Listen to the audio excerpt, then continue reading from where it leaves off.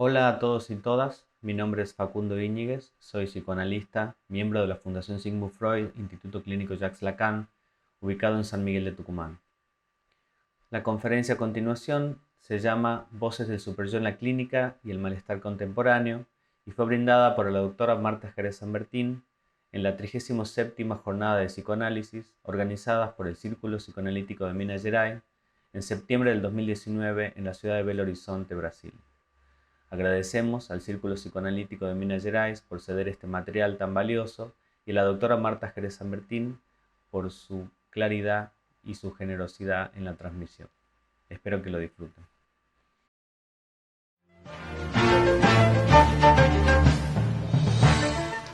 Neste momento, eu quero lhes apresentar a nossa ilustre conferencista desta noite, da Argentina para o Brasil, da Universidade Nacional de Tucumã para a América Latina e Europa, levando consigo sua fala, seu estilo, sua escrita, seu ser em sua falta a ser, seu desejo ético, jeito de ser, seu saber.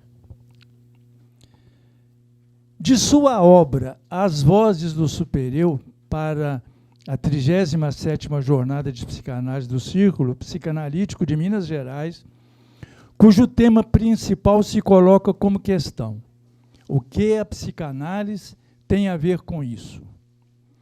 Sou testemunha de que ler o seu livro, As Vozes do Supereu, nos deixou a todos encantados.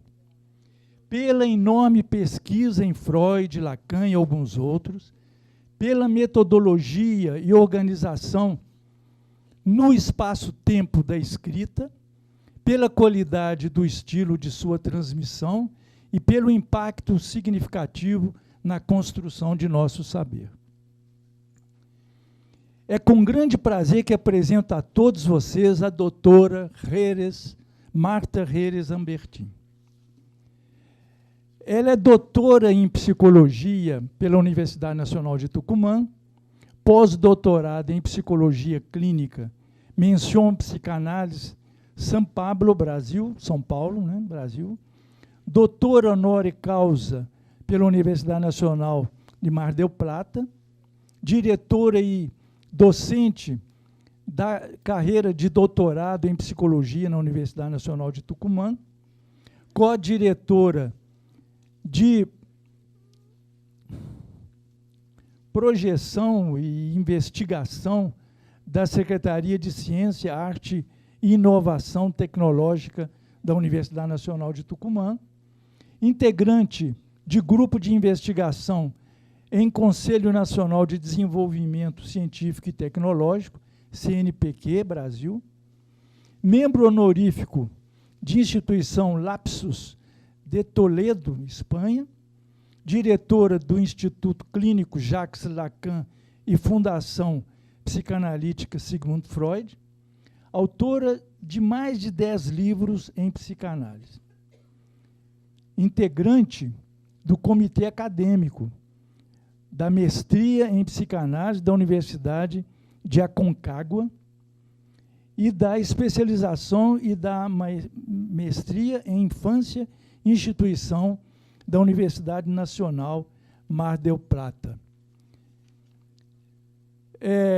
Doutora Marta Jerez Ambertin, ouvi-la a partir de agora é o que mais desejamos. Então, a palavra está com você. Bueno, eu vou falar em portunhol. Obrigada, gracias. Nuevamente estoy aquí, es un gran placer.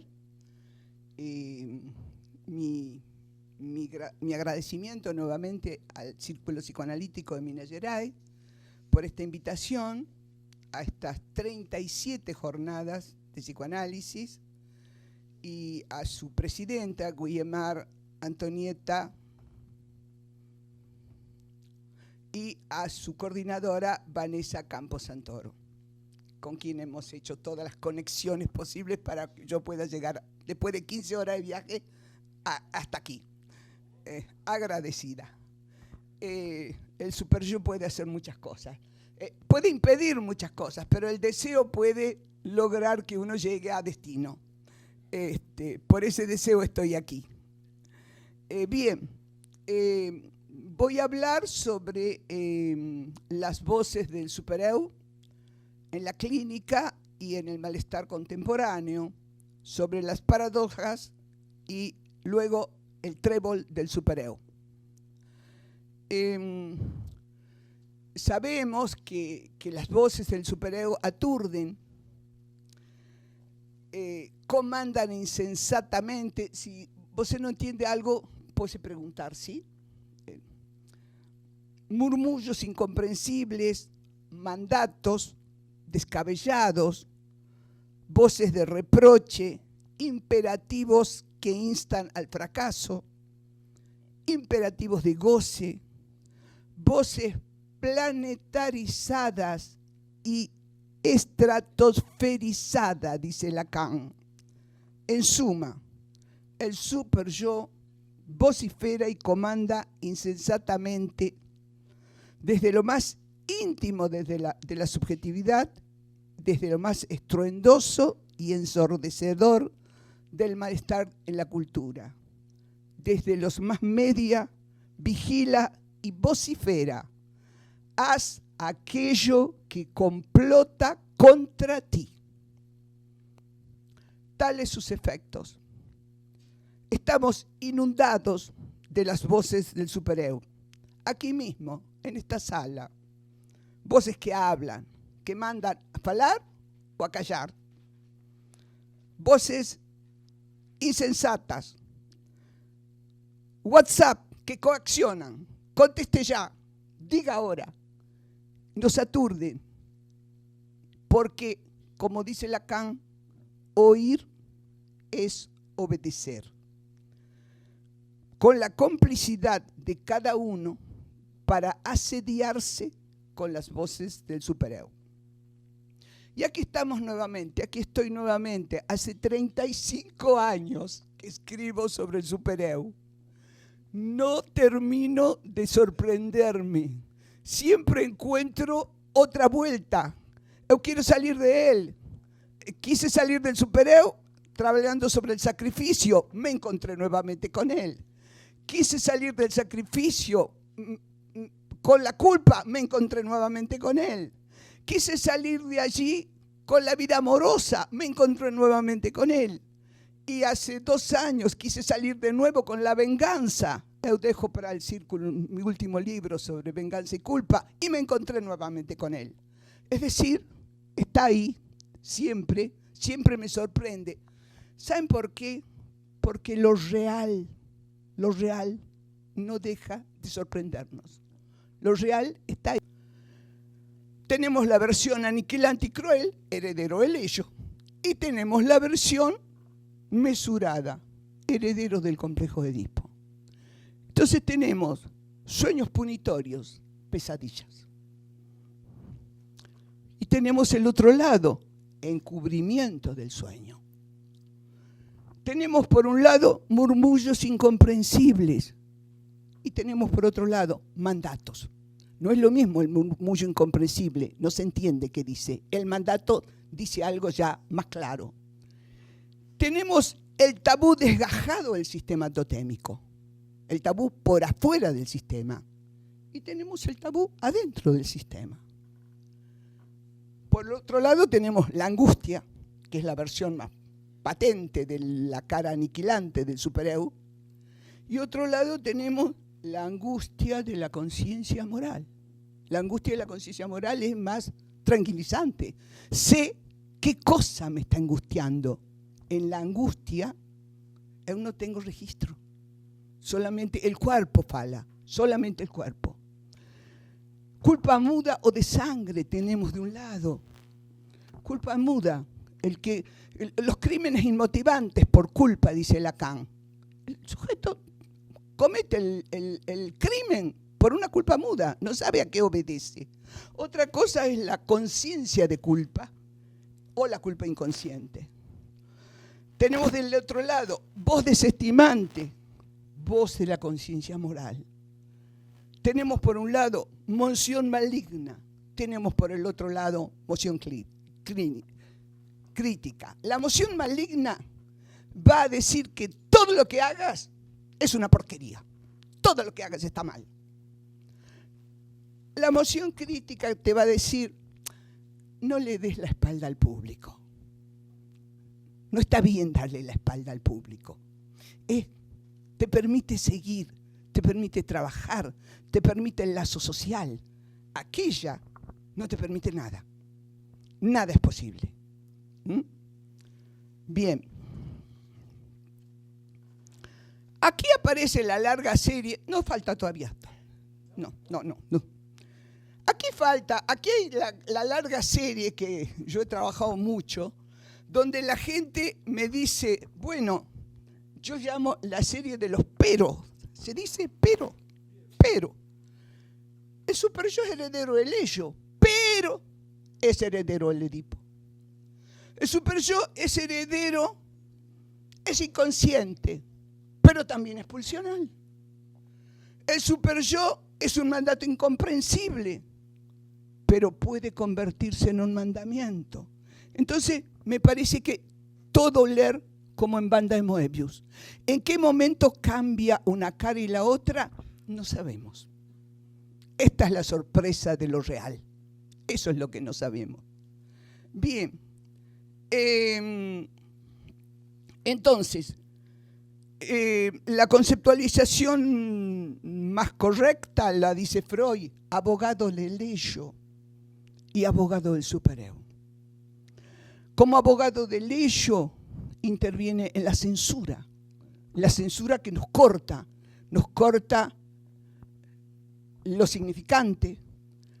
¿Recuerdan del caso que trabaja Lacan, del hombre del hijo que heredó lo de la mano cortada del padre, la maldición de la mano cortada? Yo ahora les traigo un sueño de Freud que yo adoro, porque muestra esta cuestión del supereo de una manera preciosa, sobre lo que es la censura en el sueño. No sé si ubican el sueño de los servicios del amor, ya el nombre es bonito, servicios del amor. Está en la interpretación de los sueños en el punto 5 y está incluido en la desfiguración onírica entre dos sueños muy famosos que los deben conocer. El famoso sueño del tío José y el de la ingeniosa carnicera. No sé cómo se lo dice. Ah, bien. Açougue. Es más bonito así. Es más bonito. Bien.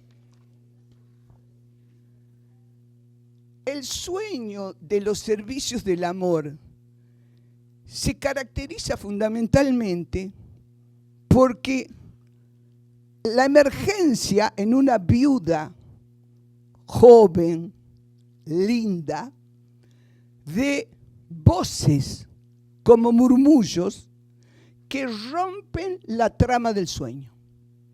Piensen ustedes, uno está soñando y la trama se desarma. Me lo relataron muchos sueños semejantes, pacientes míos que son músicos. Estoy escribiendo la partitura, Marta. Tengo que tocar el concierto y dirigirlo. Y en el momento que yo quiero dirigir, la partitura empieza a desarmarse. Y ahí, angustia.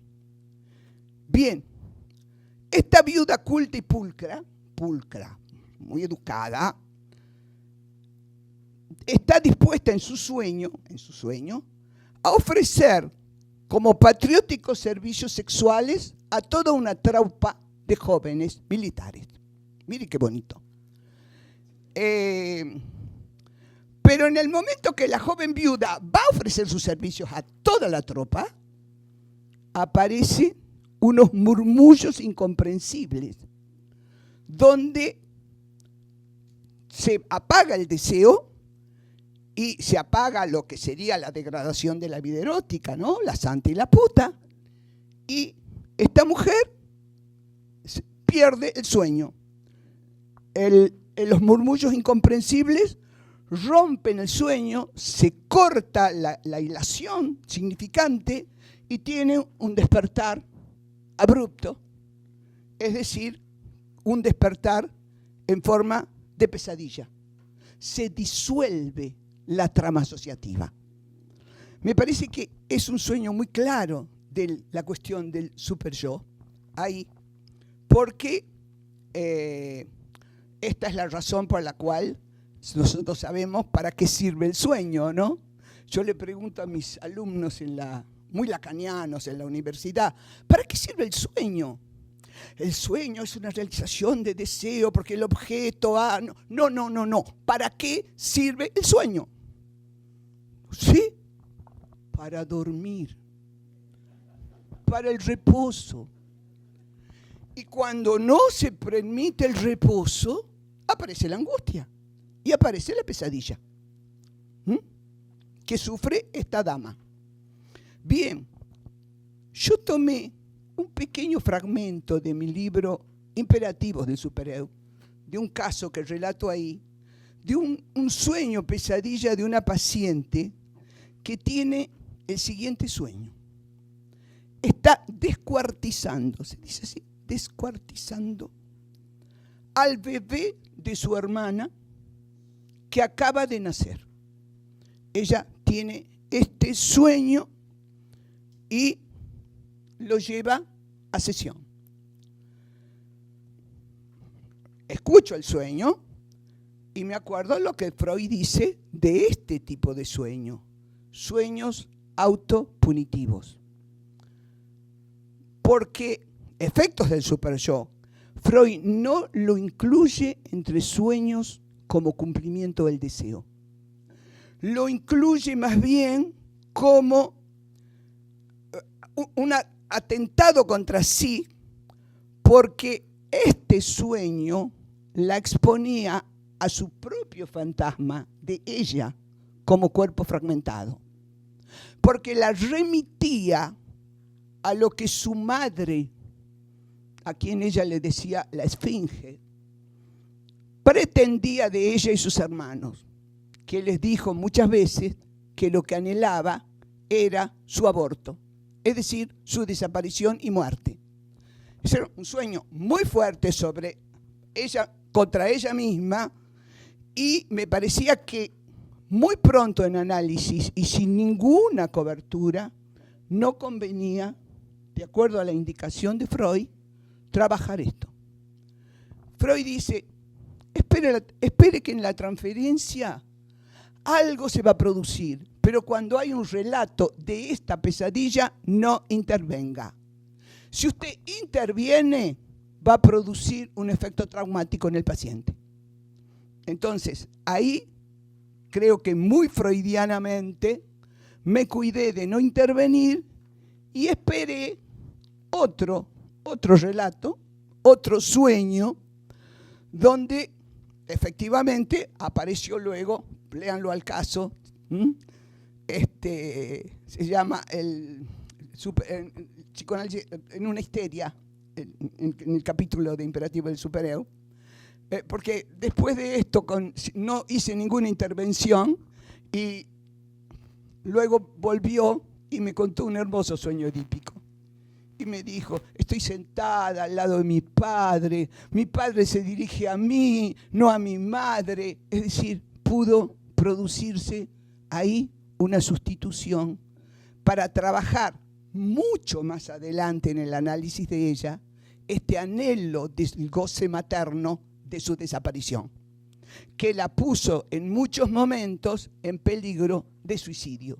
Si yo hubiera tocado esa pesadilla, por ahí hubiera desencadenado un suicidio. Por eso tenemos que cuidarnos mucho de no intervenir con las pesadillas. Y lo dice Freud. Bien, entonces, ahí sí ahora, el superyo es heredero del ello en su ligamen con el padre terrible, perverso, demoníaco, el que marca el eco del castigo, que instiga, que aturde desde lo pulsional, desde el meollo pulsional, pero también es heredero del Edipo en lo que cabe a la sustitución del padre ante las fallas de la ley. Me parece que ahí hay que leer que siempre la ley tiene fallas. No podemos tener una ley perfecta. Ese es el sueño del neurótico obsesivo. Una ley perfecta. Y por eso todo el día el obsesivo reniega. Sabemos que no hay leyes perfectas, que la ley siempre tiene su contracara, que la ley tiene siempre su parte desregulante. Y por eso es que Lacan juega con este dicho de un verso de Prévert: Padre nuestro que estás en los cielos, ficali. Porque si baja es el lado demoníaco. Ayer esperaba un viaje perfecto como el obsesivo, pero yo sé que no hay viaje perfecto y que iban a pasar muchas cosas como pasaron, y es la vida. Ahora, si usted quiere una ley perfecta, imposible. Entonces, esta cuestión, por eso es solamente el cuerpo. Culpa muda o de sangre tenemos de un lado. Culpa muda, los crímenes inmotivantes por culpa, dice Lacan. El sujeto comete el crimen por una culpa muda, no sabe a qué obedece. Otra cosa es la conciencia de culpa o la culpa inconsciente. Tenemos del otro lado voz desestimante, voz de la conciencia moral. Tenemos por un lado moción maligna, tenemos por el otro lado moción crítica. La moción maligna va a decir que todo lo que hagas es una porquería, todo lo que hagas está mal. La moción crítica te va a decir: no le des la espalda al público. No está bien darle la espalda al público. Te permite seguir, te permite trabajar, te permite el lazo social. Aquella no te permite nada. Nada es posible. Bien. Aquí aparece la larga serie. No falta todavía. No.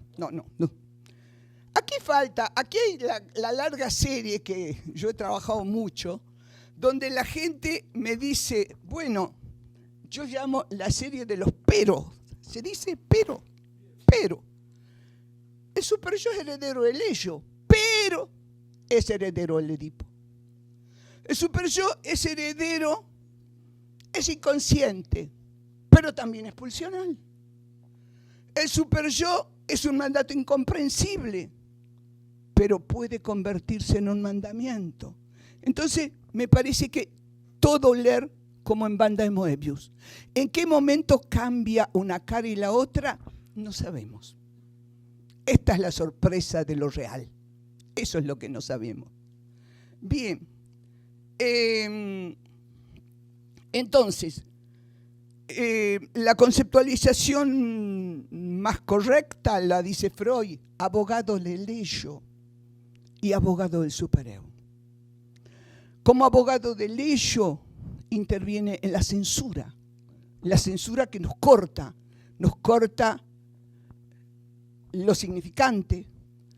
¿Recuerdan del caso que trabaja Lacan, del hombre del hijo que heredó lo de la mano cortada del padre, la maldición de la mano cortada? Yo ahora les traigo un sueño de Freud que yo adoro, porque muestra esta cuestión del supereo de una manera preciosa, sobre lo que es la censura en el sueño.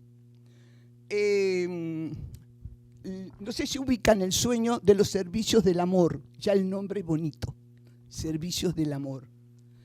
Está en la interpretación de los sueños en el punto 5, y está incluido en la desfiguración onírica entre dos sueños muy famosos que los deben conocer: el famoso sueño del tío José y el de la ingeniosa carnicera. No sé cómo se lo dice.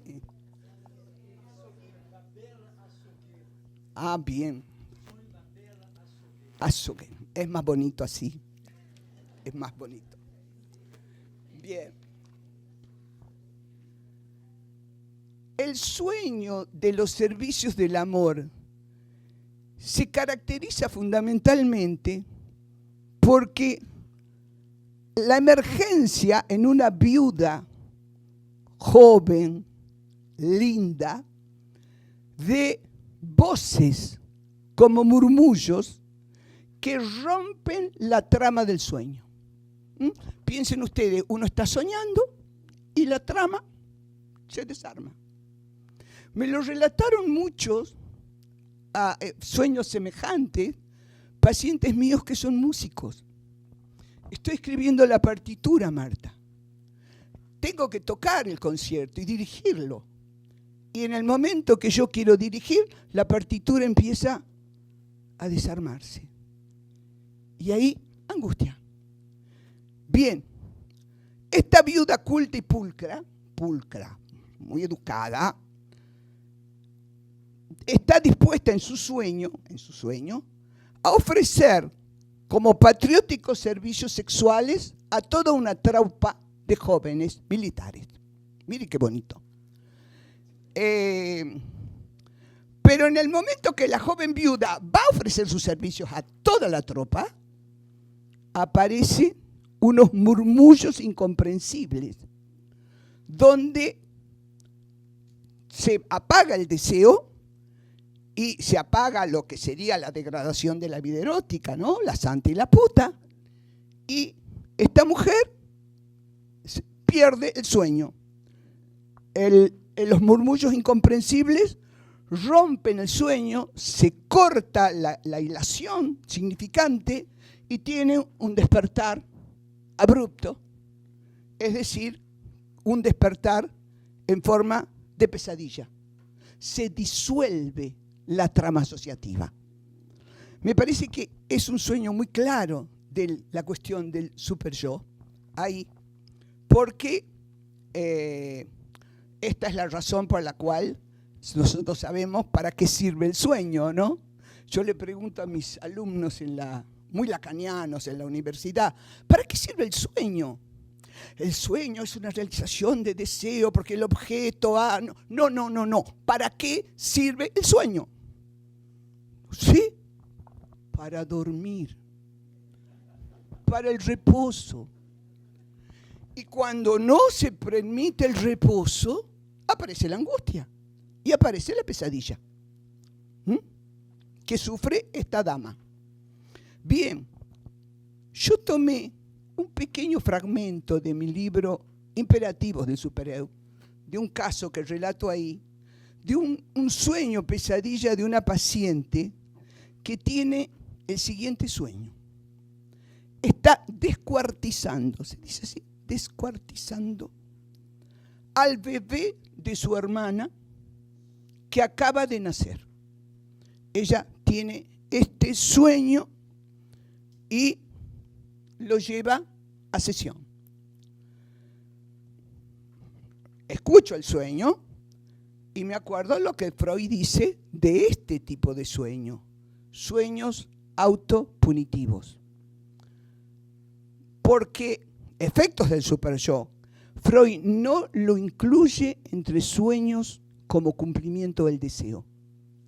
Lo incluye más bien como un atentado contra sí, porque este sueño la exponía a su propio fantasma de ella como cuerpo fragmentado, porque la remitía a lo que su madre, a quien ella le decía la esfinge, pretendía de ella y sus hermanos, que les dijo muchas veces que lo que anhelaba era su aborto, es decir, su desaparición y muerte. Ese era un sueño muy fuerte sobre ella, contra ella misma, y me parecía que muy pronto en análisis y sin ninguna cobertura, no convenía, de acuerdo a la indicación de Freud, trabajar esto. Freud dice, espere que en la transferencia algo se va a producir, pero cuando hay un relato de esta pesadilla, no intervenga. Si usted interviene, va a producir un efecto traumático en el paciente.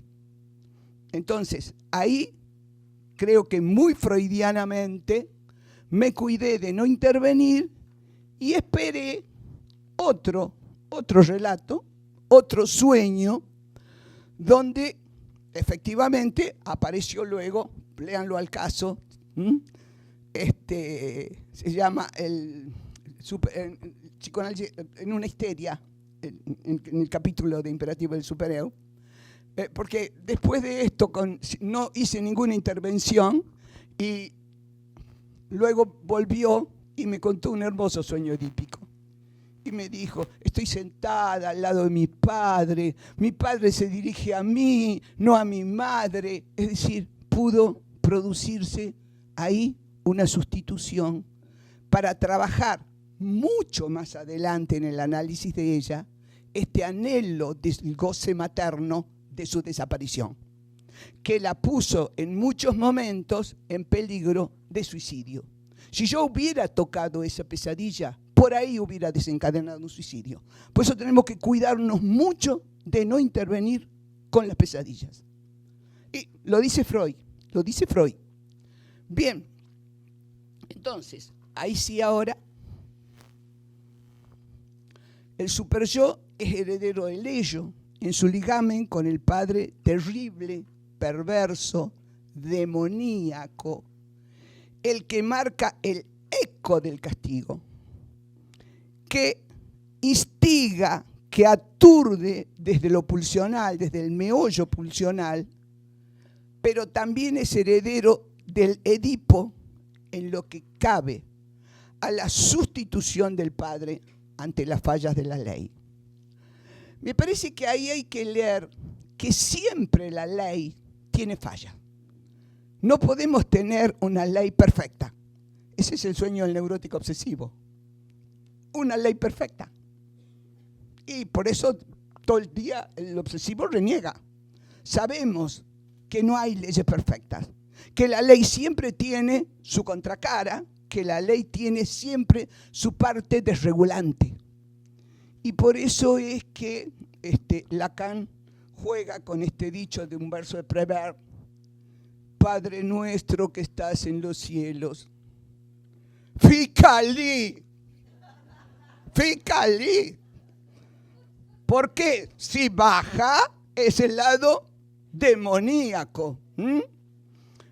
Ayer esperaba un viaje perfecto como el obsesivo, pero yo sé que no hay viaje perfecto y que iban a pasar muchas cosas como pasaron, y es la vida.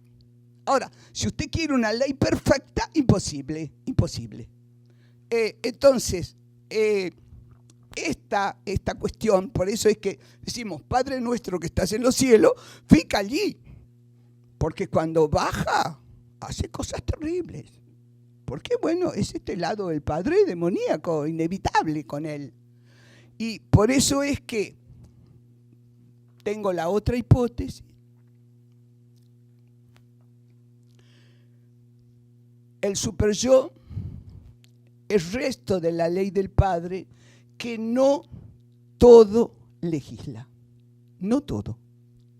En ese no todo está el punto de aparición de lo pulsional, del supereu. Instancia admonitoria e insensata, excedente pulsional, voz, mirada, espectro, demonio. Por eso jugué con la figura de Medusa al comienzo, y estuve viendo tu trabajo, Anquises, que no pude venir porque necesitaba recuperarme de las 15 horas, pero realmente es verdad lo que dice Lacan de la Medusa de Caravaggio. Lo que más hay patente ahí es lo real. Mirada, voz, excedente. La persigo a esa Medusa por todos lados yo, Me puedo quedar horas en Uffizi mirándola, esta medusa, y tengo una buena colección, vamos a hablar después con Anquise, de medusa, porque lo más importante de la medusa no es ni que es una mujer, ni que es la madre, es lo real, es esto, ¿no? Que te petrifica, que te petrifica, que te petrifica. Y esto es que también ahí en Firenze me quedo horas mirando a Perseo con la cabeza de medusa ahí, de la que se tuvo que cuidar tanto Perseo. ¿Por qué? Bueno, efectivamente, esa obra de Cellini es una cosa que está viva, que está viva. Yo le decía ayer a mis colegas con el WhatsApp, no sé si voy a llegar a Belo Horizonte, es un viaje muy complicado. Ellos iban hasta Madrid. Entonces dije, más vale, Marta, que usted llegue a Belo Horizonte, porque si no, usted va a quedar como la cabeza de Medusa con Perseo. Así que llega a Belo Horizonte. Bueno, llegué. Mi cabeza está todavía acá. Bien. Bien, entonces, soporta el peso del padre diabólico que empuja desde el imperativo, esto es importante, el imperativo que se hace oír gozando, faz oscura y desregulante de toda ley. El punto del tú debes. Mas, ¿por qué el sujeto siempre debe de más? Tú debes comer. ¿Pero por qué come de más? Cuando come de más, se precipita el goce. Ya es un debe en el exceso o en el exceso de la falta. Siempre aparece este punto donde no está la cuestión absolutamente regulante de la ley. Yo voy a dejar todo esto para ustedes, las imágenes, así que van a poder verlas tranquilos. Bien. Entonces, con la instauración del eso, y en el borde mismo de la superficie con el mundo exterior, es donde se incrusta el lenguaje. Sí. No, se salteó algo. ¿Pasamos? ¿Sigamos? A ver.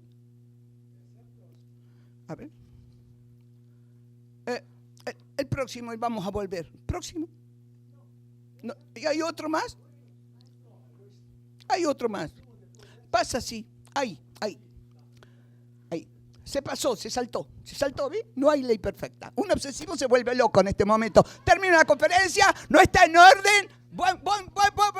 Pues tarde. Acabó. No. Hay que seguir.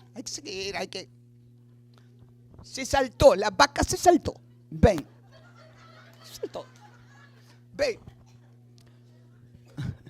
Eu adoro esta imagen de Freud en el Yo y el Ello. La percepción acústica, el casquete auditivo.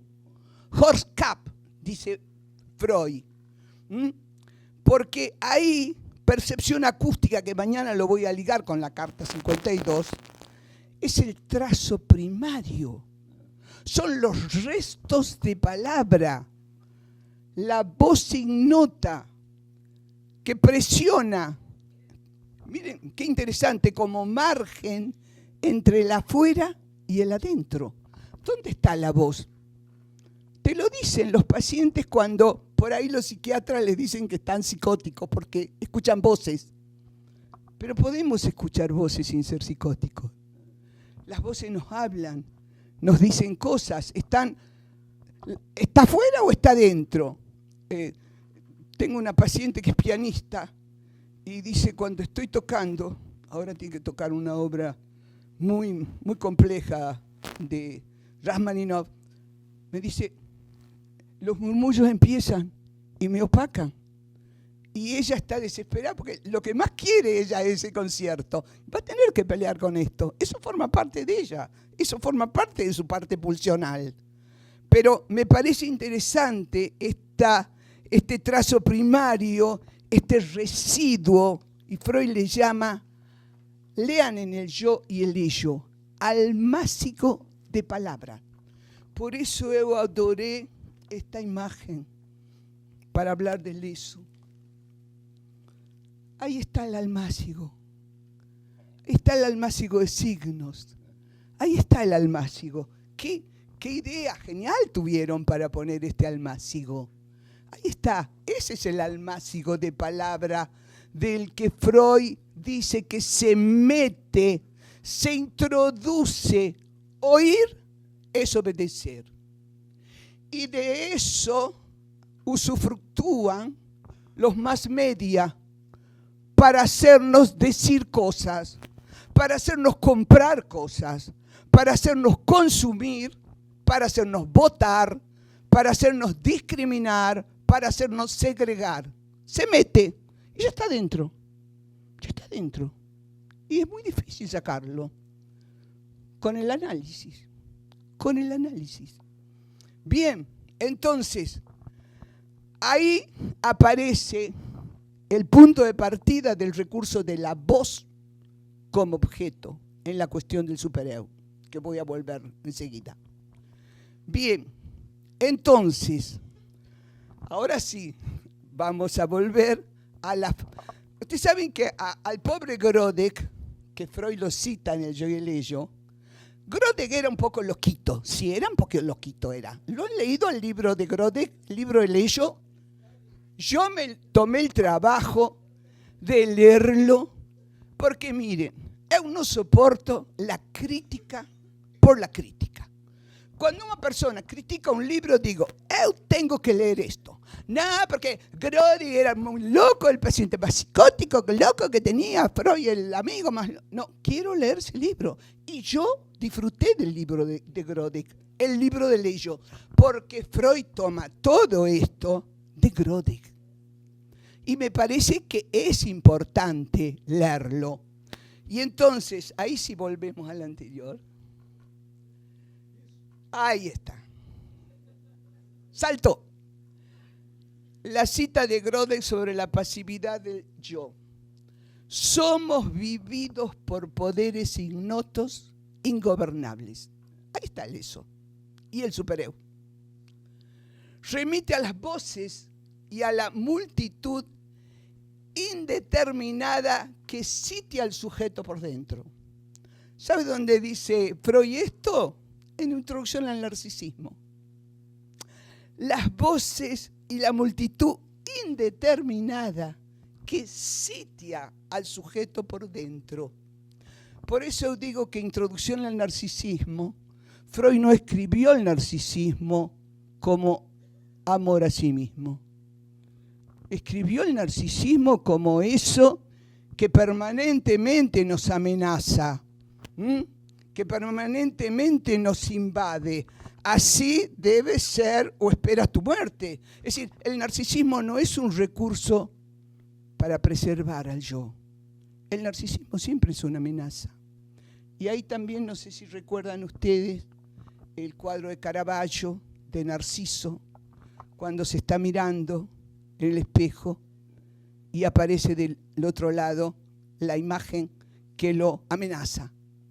Es decir, esos tres cuadros están en el Museo Barberini en Roma. Yo tengo la suerte de poder ir todos los años a Roma porque mis amigos del Lapsus de Toledo me invitan a dar seminario en Toledo. Si no, no podría ir todos los años. No soy millonaria para ir porque en Tucumán me decían, ¡ay, ella va a Roma todos los años! Pero me invitan y ya, desde Toledo a Roma es como venir desde San Pablo a Belo Horizonte.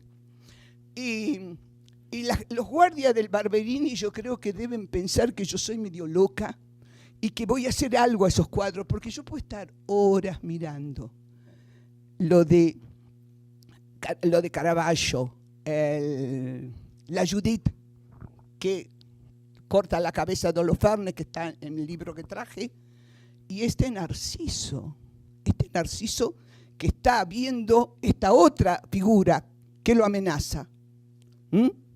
Entonces, incluso ahora que di hace poco, hace una semana, una conferencia sobre matar el enigma, matar la mujer en Tucumán, dije, hay que trabajar de nuevo el narcisismo en las mujeres. No es cierto que las mujeres somos más narcisistas. El narcisismo nuestro es distinto, es muy distinto. Desde el lado de la fórmula de la sexuación, dice Lacan, el sujeto que se ubica del lado hombre, lo que quiere es captar el uno idéntico. Desde el lado de la mujer, no. ¿Qué mira una mujer en el lago, ahí, en la imagen? ¿A ella? No, a la otra. Por eso el narcisismo femenino no hay más ni menos, es diferente. Y hay que poder trabajarlo, porque esto es lo que amenaza permanentemente la integridad de la feminidad.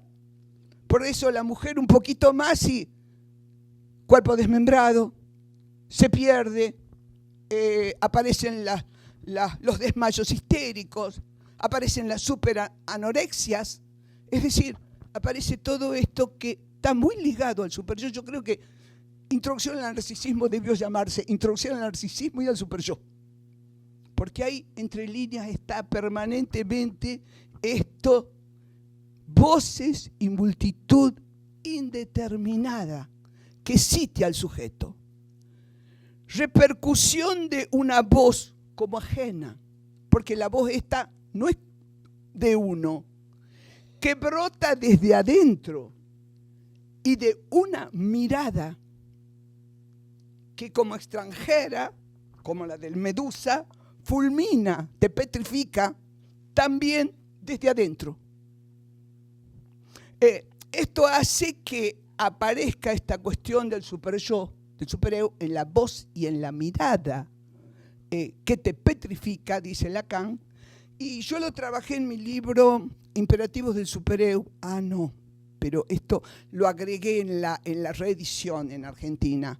La relación de la voz con el superego, por muchos pacientes míos que tenían, no sé cómo se llama en Brasil, acúfeno, los ruidos en el oído. Acúfeno, es zumbido. El nombre científico en Argentina es acúfeno, zumbido. Você sabe que Lacan fala del zumbido en el seminario 10 de la angustia. Y dice, el zumbido es cuando el paciente está inundado de angustia, no necesariamente por un daño del laberinto o un daño del cerebro, que puede pasar también. Entonces, yo verifiqué pacientes con zumbido que incluso fueron a la clínica Mayo en Estados Unidos. Mira, dicen que el psicoanálisis es caro, pero la gente va a la clínica Mayo, paga $200,000, te dan una maquinita para que haga contrarruido al ruido del zumbido y no arregla el problema, porque el problema es que estás angustiado. Pasó la angustia, pasó el zumbido. Cuando pasa la angustia y no pasa el zumbido, ahí sí hay que pensar en un daño del laberinto. Tenemos que poder trabajar, pero me parece que esto es muy importante porque este zumbido es lo que da la pauta de esta voz que brota desde adentro. Por eso todos los tratamientos conductistas no sirven, porque le dan música. Sí, esto está sonando por adentro, por adentro.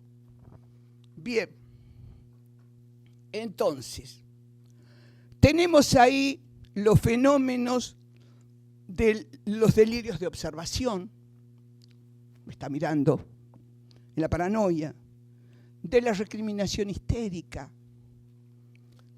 la hiperculpabilidad en la melancolía y en la obsesión, restos del lenguaje que no permiten una significación y que se vuelven insoportables.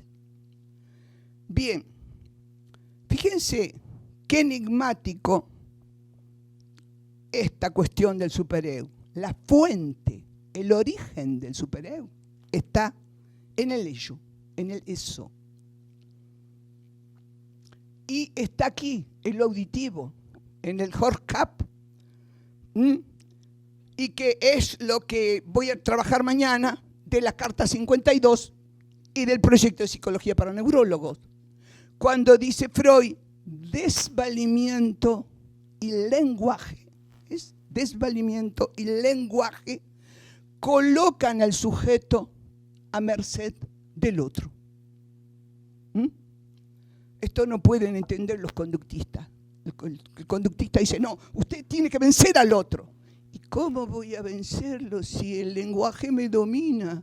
El inconsciente me domina. No soy amo de mí misma. Entonces aparece ahí esta dificultad, ¿no? Últimamente digo que, como se ha puesto de moda, no sé si en Brasil, la cuestión de los coach.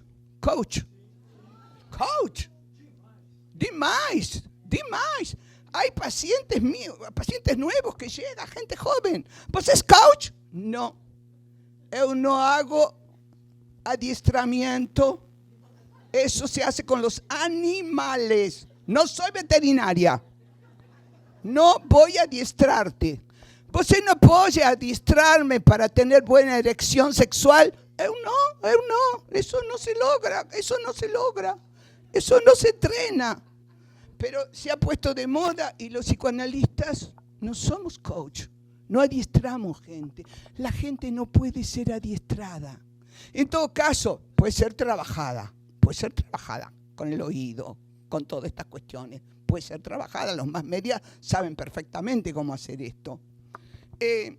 Bien, por eso Freud dice, desde el malestar en la cultura, que el superego es siempre una formación reactiva, porque cuanto más queremos terminar con el goce pulsional, lo retroalimentamos, lo volvemos a retroalimentar. No hay manera que usted le diga a alguien, no hagas esto. ¿Por qué lo va a hacer? Realimentamos. La civilización lo que hace es realimentar el goce pulsional. Bueno, ha sido nuestra desazón, no solamente ya del siglo, sino de este último tiempo. La desazón de la Amazonia incendiada, que el dolor de todos era el pulmón. Y ver incendiar Notre Dame.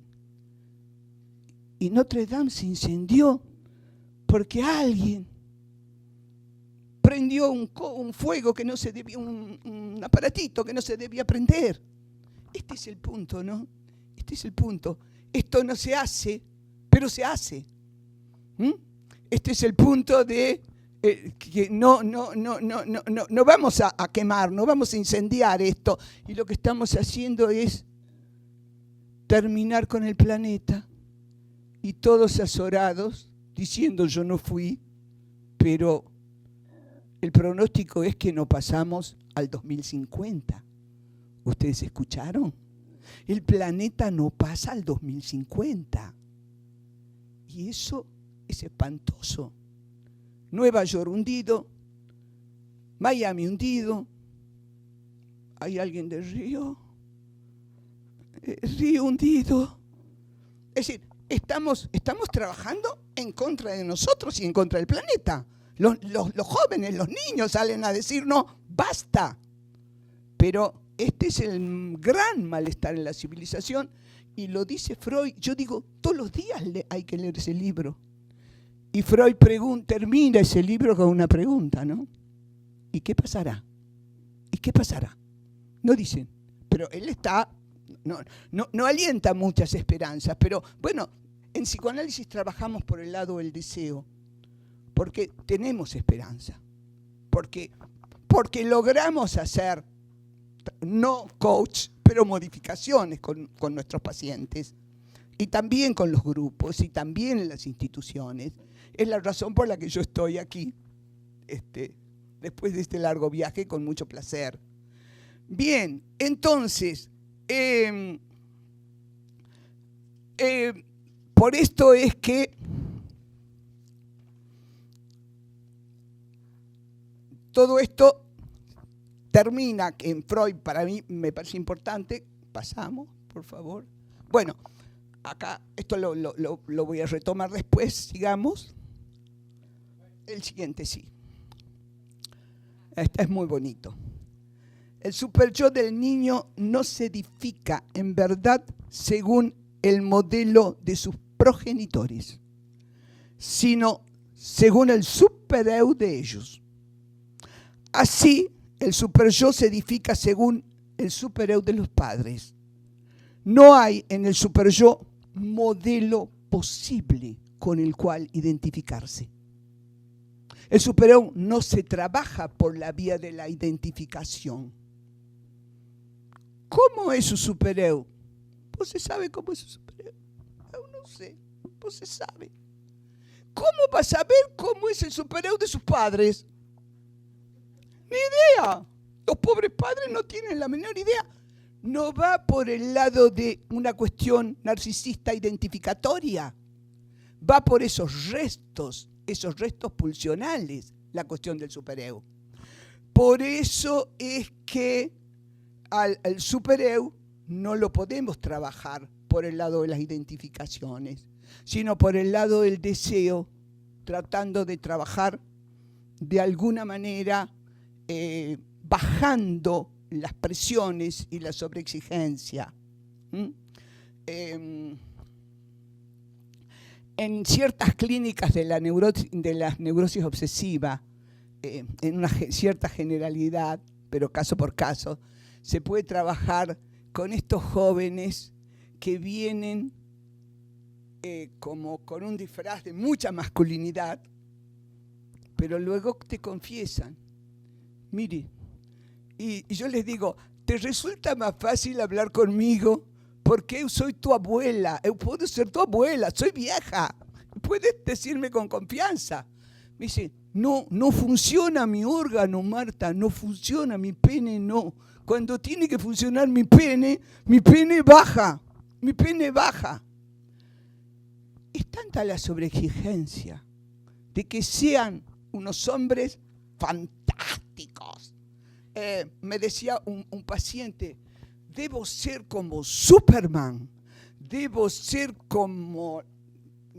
Se identificó como un personaje. ¿Se acuerdan de la serie vieja? Que somos grandes, nosotros nos podemos recordar.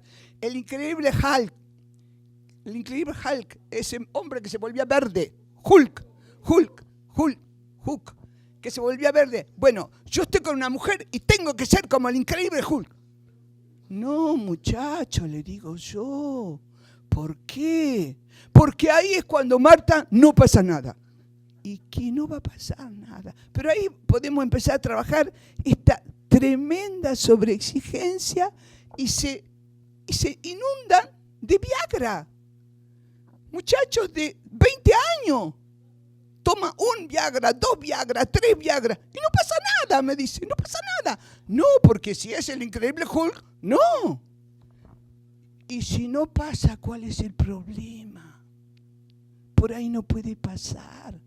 Puede pasar que no pase. Lacan dice, los hombres tienen que soportar a veces que su pene sea solamente, tiene una expresión bellísima, el trapito de la ternura. ¿Cómo se dice? El trapito de la ternura. Así como un trapito para jugar. Y se vuelve tierno. Puede pasar del trapito de la ternura, pero la sobreexigencia también en la cuestión de la femineidad es terrible cuando aparecen estas sobreexigencias a las que hay que responder. Nosotros logramos que el paciente pueda trabajar qué es lo que desea, por qué está con esa mujer. Es decir, Las preguntas, los enigmas, la paradoja. Bien, entonces, como para ir terminando. El superyo es sextimo, al decir de Lacan, es exterior e interior. Gendarme interior que convive con nosotros y con el cual se puede negociar, regatear desde el lado del deseo, para aplacarlo. Por eso digo, en mi libro de las voces del superego, aquí, siguiente,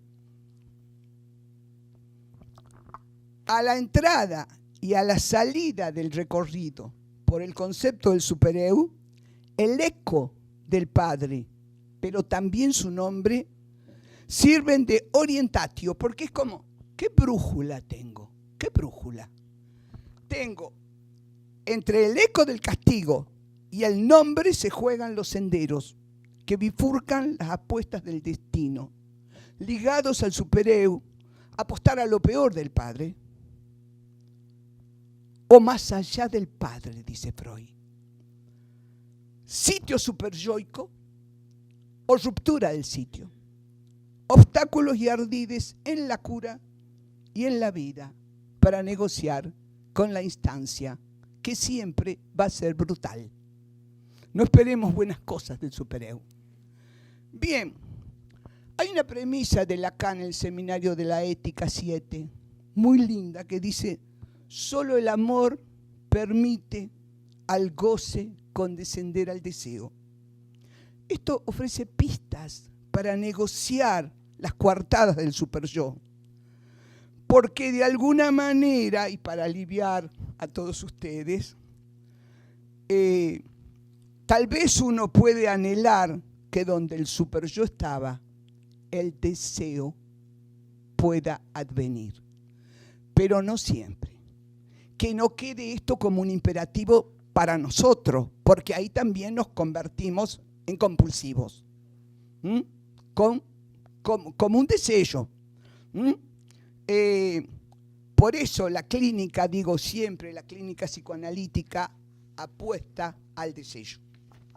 Bien, para terminar, entonces, creo que he reiterado la cuestión de que es preciso trabajar la cuestión de las paradojas del superyo y que las formulaciones paradojales del superyo sin duda no hacen obstáculo, sino que lo que hace obstáculo es cuando pretendemos una versión armoniosa del superyo. No hay versión armoniosa del superyo. Entonces, ¿se acuerdan cuando decíamos antes? El superyo es heredero del complejo de Edipo. El superyo es la prohibición.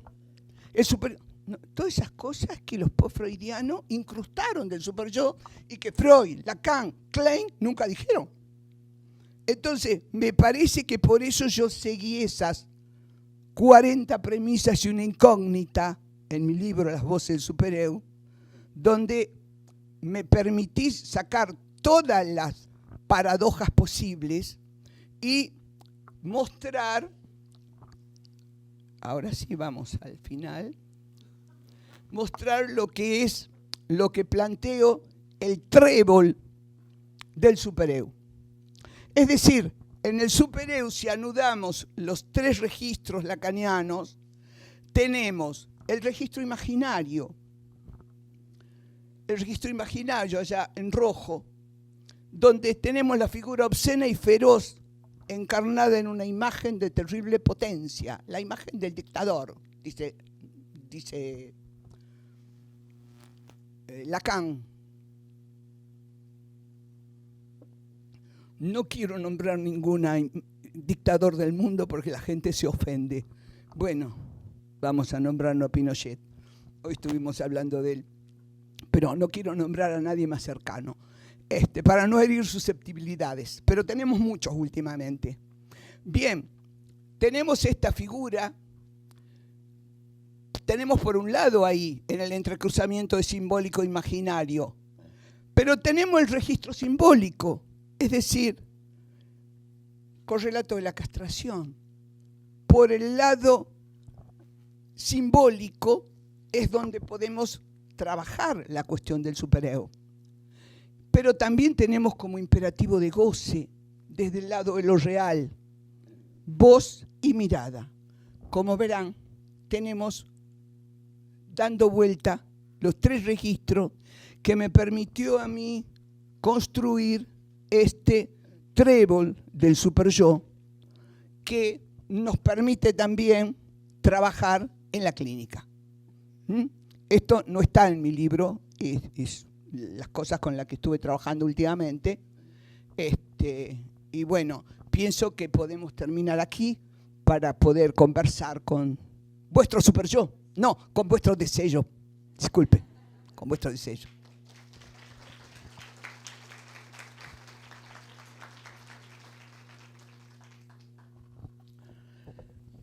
Eu, da minha parte, quero te agradecer muito, porque ouvi-la, além de ser um prazer, você facilita demais a aprendizagem, né?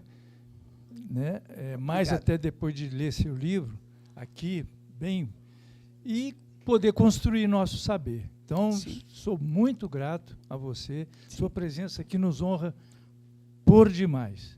Obrigado. Mas eu queria passar a palavra. Deve ter muitas questões, o pessoal está em alvoroço, né? Quem quer colocar alguma coisa?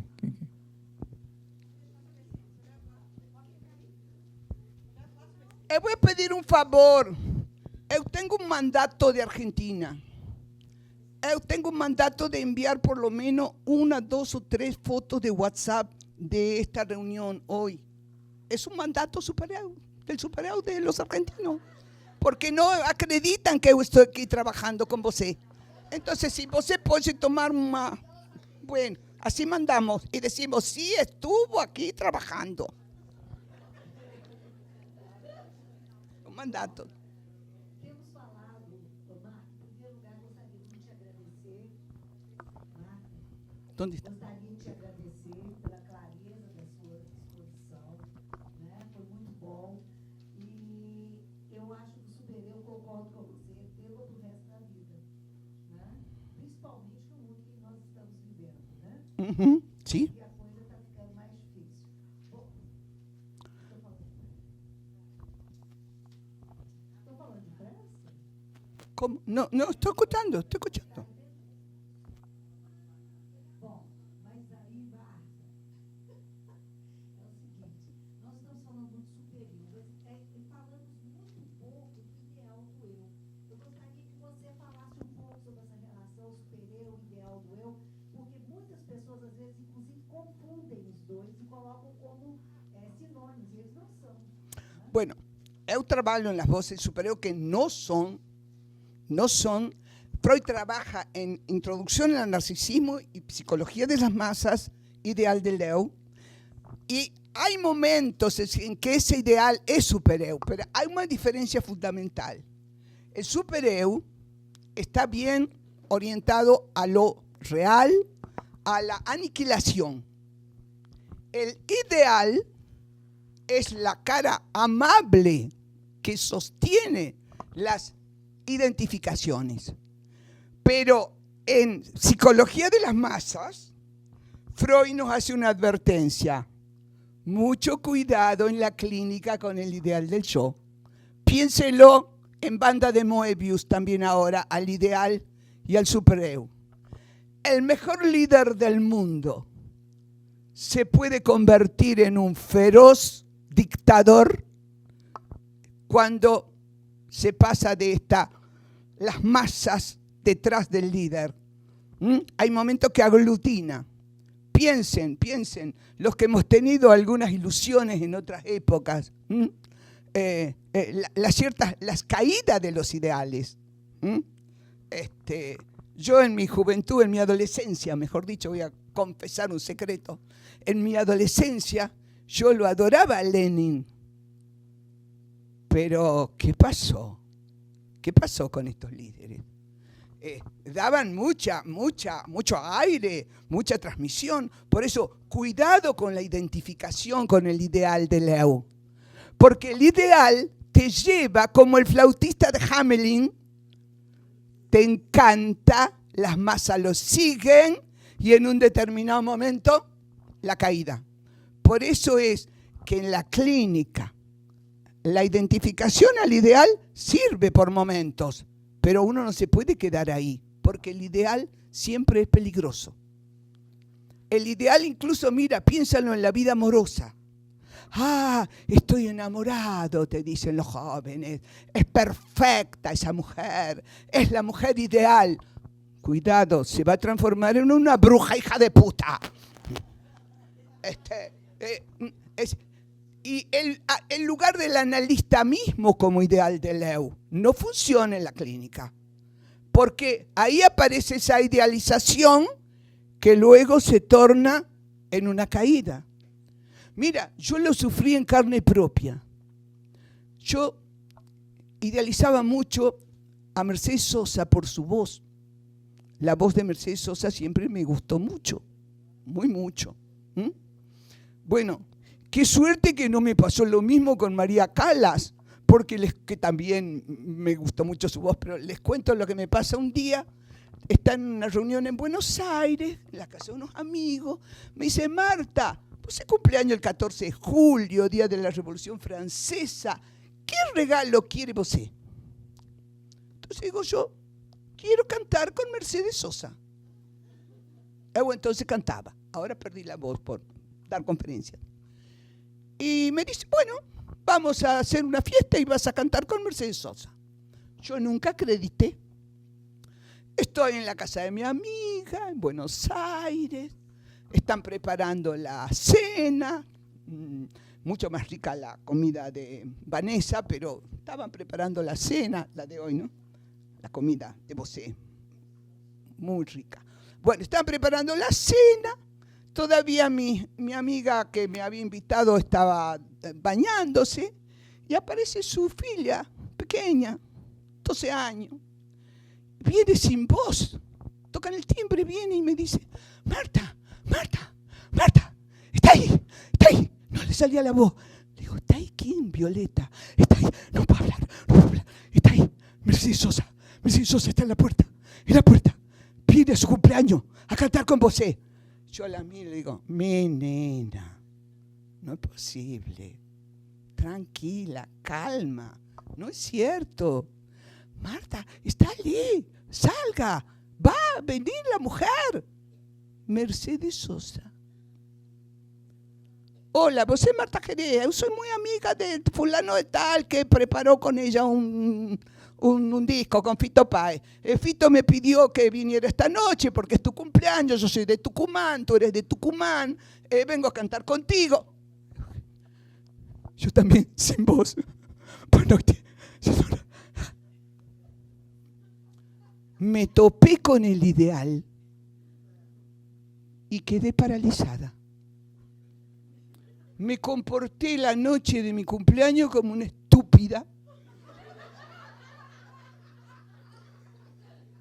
Porque claro, todos mis amigos me dijeron, pero Marta, tanto alarde, tanto que ibas a cantar con Mercedes Sosa, no pudiste cantar nada.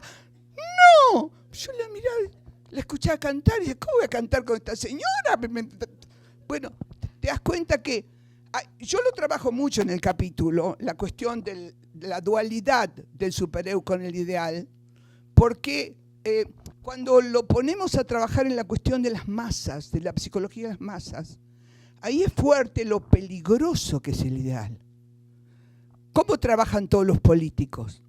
En instaurar un ideal. ¿Cómo trabaja la moda? En instaurar un ideal. Ahora, eso que se levanta como ideal, luego te destruye. Sí, el ideal es imaginario, pero piénsalo en Banda de Moebius. ¿En qué momento te pasas del lado imaginario al real? Y ahí está el peligro del ideal. Ese es el peligro. Yo lo pensé siempre como el flautista de Hamelin. Todos los niños detrás del flautista y te conduce a la muerte. Usted dijo una cosa muy importante, todo lo que pasa afuera, pero lo que pasa afuera está pasando adentro nuestro también. Y este es el problema, estamos asediados. ¿Mm? Ahí, bien.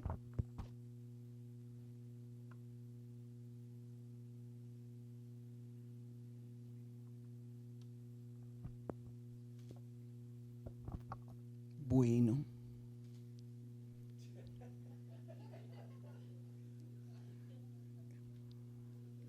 Sí.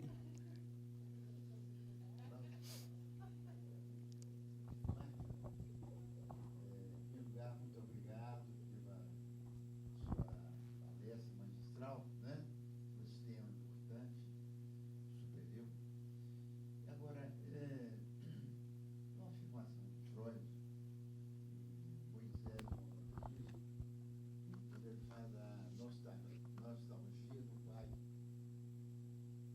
E que ele diz, né, não com essas palavras, mas mais ou menos o seguinte, que em função do desamparo humano, é preferível ser tiranizado do que se sentir abandonado.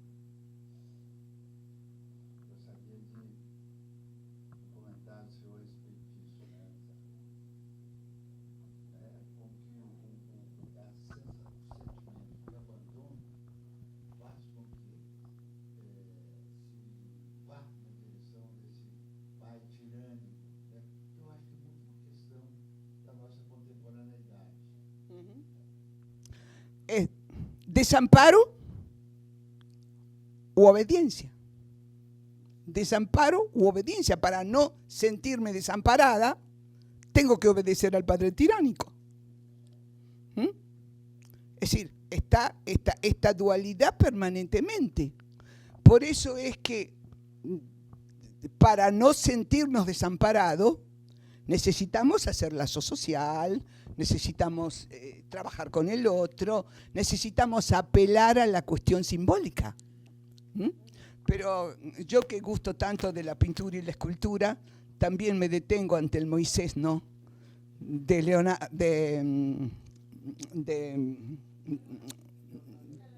no, el Moisés de Miguel Ángel. El Moisés con las tablas de la ley, ahí. ¿Qué está por hacer Moisés? Está por tirar las tablas. El análisis que hace Freud es bellísimo. Es como si fuera una película ese análisis de Freud, del Moisés de Miguel Ángel. Yo me paro horas también mirándolo y el Moisés está como diciendo, tiro todo porque ustedes no valen la pena. Pero por favor, Moisés, no los tire, porque si los tira, ¿dónde quedamos? Por eso es que obedecemos el lazo social, obedecemos la ley, de alguna manera nos regimos por el deseo. Porque si empezamos a hacer lo que cada uno quiere, viene el caos, la catástrofe, ¿no? La catástrofe. Porque vemos hoje exatamente a substituição dos laços sociais por outro tipo de laço, seja com a máquina, né? WhatsApp. Esse tipo,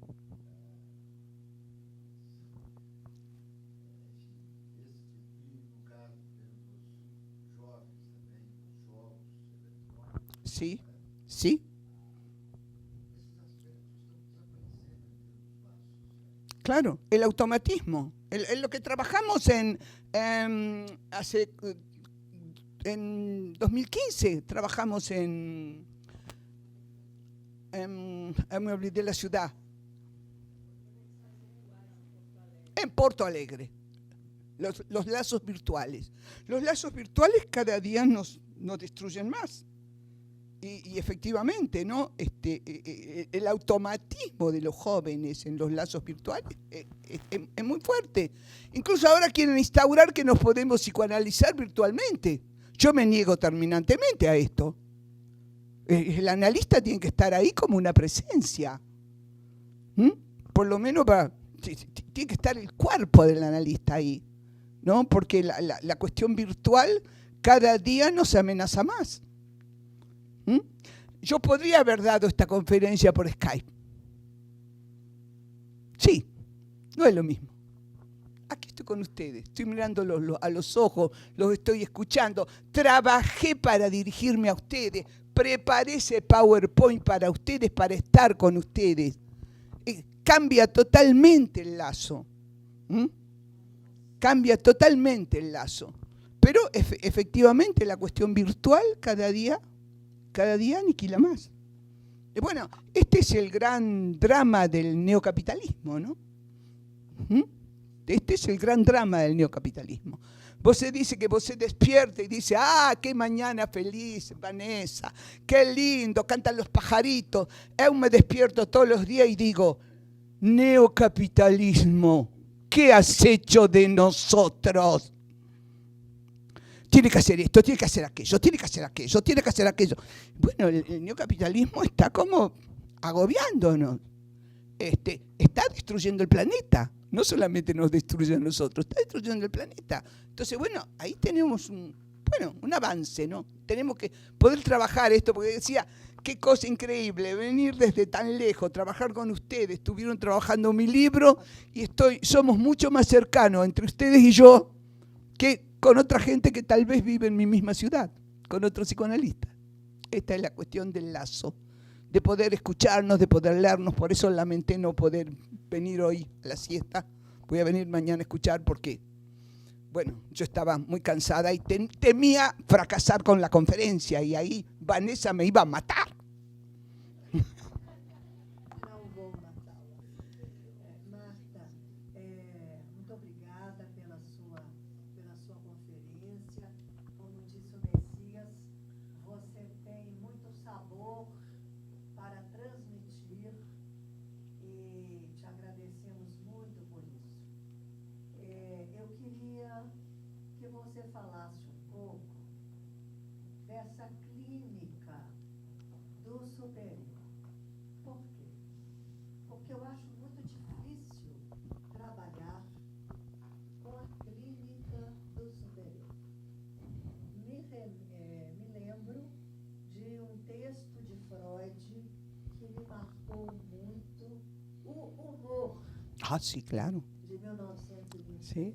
Sí, fantástico. Onde Freud fala de como há uma vertente protetora no superior. Ao mesmo tempo que há uma vertente cruel, há uma vertente protetora. Então, eu fico pensando que rir da própria desgraça, por exemplo, é uma forma de lidar com as dificuldades do real. Mas gostaria que você falasse um pouco sobre esse texto, sobre esse lado apaziguador do superior, tá? E da sua clínica, quando você pega um obsessivo bem decidido, com seu gozo e que não quer largar o seu sofrimento, porque ele só sabe viver isso. Yo insistí mucho e insisto en mis libros que no hay clínica del superego, hay clínica del deseo. Es el deseo la brújula. Entonces, no hay clínica de lo real, hay clínica desde lo simbólico. Es desde lo simbólico que podemos trabajar. Entonces, me parece que ahí justamente el punto de Freud con el humor es este punto, poder reír de lo real. ¿Qué es? Yo creo que es un saldo de fin de análisis. El saldo del humor negro, que no es el chiste, es reír de lo real. Saltó la vaca. ¡Qué gracioso cómo saltó la vaca! ¡Mira cómo salta la vaca de mierda! ¡Me voy a morir! Aparece este punto donde uno se puede reír de sus miserias, de lo real. Y me parece que ese es el punto importante que nosotros sostenemos desde el deseo. Como a esta mujer que empieza su análisis con semejante pesadilla. Yo no me metí allí, yo escuché, porque ahí estaba su propia autoaniquilación con permanentes intentos de suicidio. Yo trabajé por el lado edípico, trabajé por el lado de su relación edípica con el padre, trabajé su fantasía de, como dice Freud en Tabú de la Virginidad, entre la santa y la puta, la cuestión de enamorarse de su jefe. Trabajé esto hasta que uno puede ir trabajando esta cuestión que es la otra cara, la cara de lo real.